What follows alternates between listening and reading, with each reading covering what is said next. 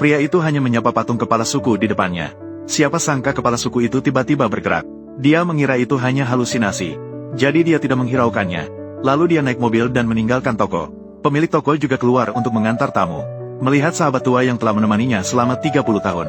Kakek Bai tersenyum dengan senang. Dia adalah seorang pedagang kaya di kota. Mengelola sebuah toko kecil.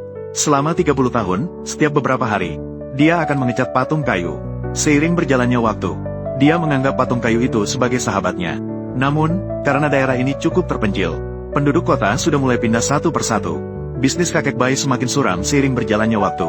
Nenek Bai menyarankan agar dia menjual tokonya, agar dia bisa menikmati masa pensiun dengan baik. Karena bukti sering berbelanja dengan ngutang, membuat toko yang sudah pemasukan lebih kecil daripada pengeluaran menjadi semakin sulit.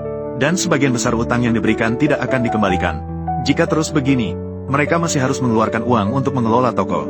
Kakek Bai justru mengatakan bahwa toko memberinya kesempatan untuk menikah, memiliki kemampuan untuk membesarkan keturunan. Meskipun di desa hanya ada satu keluarga, dia akan tetap tinggal untuk memberikan kemudahan bagi warga desa. Saat itu, teman kakek Bai, Jemin, mengemudikan mobilnya sampai di depan toko. Kakek Bai dengan antusias memanggilnya masuk ke dalam. Anggotanya berutang banyak kepada kakek Bai. Hal ini membuatnya, sebagai ketua kelompok, merasa sangat bersalah.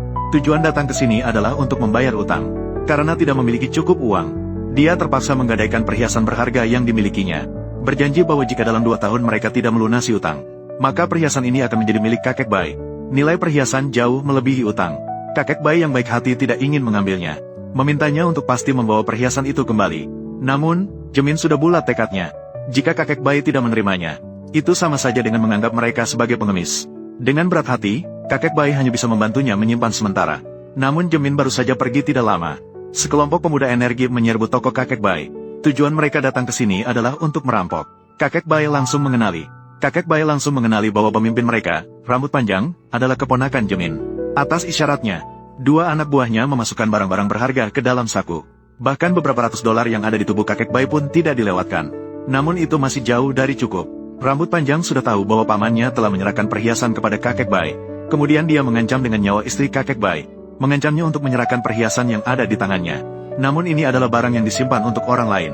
Kakek Bai tidak mau menyerahkan begitu saja. Si gemuk yang gelisah berencana untuk merampasnya secara paksa. Namun tiba-tiba senjata rambut panjang meletus. Dan langsung mengenai perut istri kakek Bai. Melihat istrinya yang jatuh, kakek Bai sangat berduka. Namun rambut panjang tidak berniat untuk membiarkannya pergi.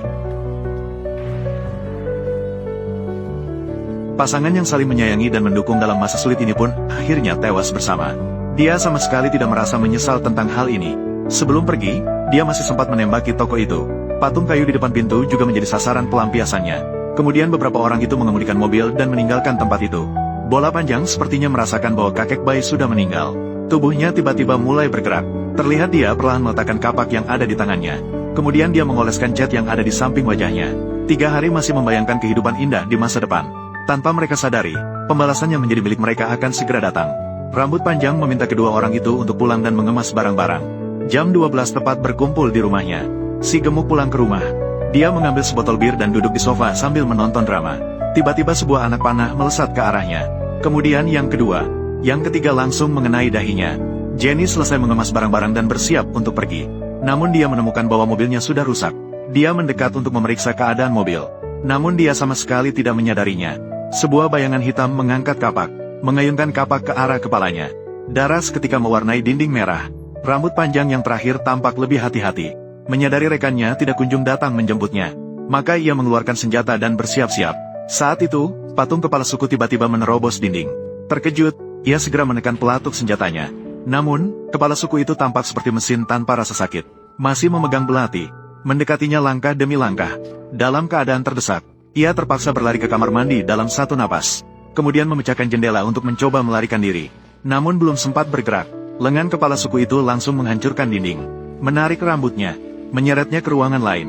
Di bawah tatapan ketakutan rambut panjang, belati yang dingin langsung memenggal kepalanya. Keesokan harinya, Jemin terbangun. Dia menemukan perhiasan tiba-tiba muncul di samping tempat tidurnya. Untuk mencari tahu kebenarannya, dia segera mengemudikan mobilnya ke toko kakek Bai. Dia melihat kepala suku memegang kepala rambut panjang. Dia langsung mengerti apa yang terjadi semalam.